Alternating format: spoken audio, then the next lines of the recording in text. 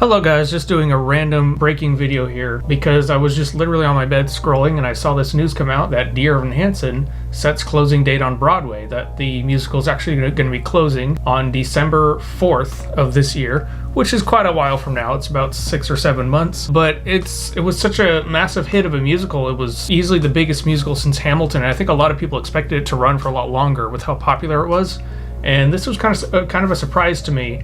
But it probably shouldn't have been, as I'll get to later. You could have seen the iceberg, but we'll get to that in a second. So the article from Playbill says, winner of the 2017 Tony for Best Musical will play its final Broadway performance on September 18th. It'll play over 1,600 performances, and that's pretty much it. And then the rest of the article just goes into like the plot of it.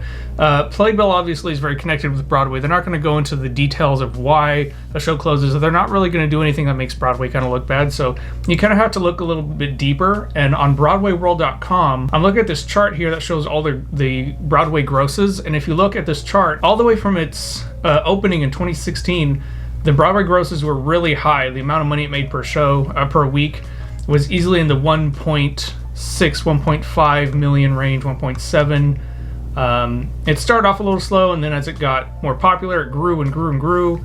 And then it kind of peaked like in December 2017, I think, 1.8 million. Then it gets like 1.1 in 2019, 1.3. And then if you keep scrolling down and you get to...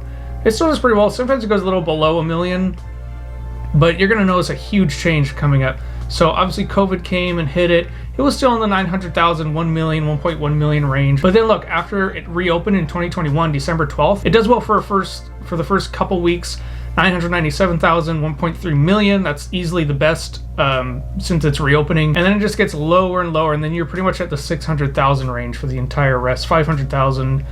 You get some sevens, but it's really a lot lower than it was before. So, of course, if you're aware, there was something that happened between its closing in 2020 and then its reopening. The Dear Evan Hansen movie came out, and we know how that was reviewed, and we know how strange it was for people to watch, with Ben Platt being a lot older than his other castmates, who a lot of them were actually in high school age, and the contrast of age was very obvious. And that was just one thing, and I noticed a lot of people kind of pointing out flaws in the story that they didn't notice before, like how predatory, I guess, Evan Hansen seemed. Why is this, musical about someone who basically lies to everyone in his life to get what he wants? Why are we feeling sorry for this guy? He seems kind of privileged, actually. It was obvious that the movie didn't do very well, and it looks like that has really affected the musical standing. I think this really goes to show that sometimes when you make a movie of a musical, it's not just a guarantee to boost ticket sales for the musical. If you make a movie that's pretty bad, that can affect sales. And I'm just kind of remembering how Rent the movie came out. It came out in 2005, and then 3 years later, Rent the musical closed on stage,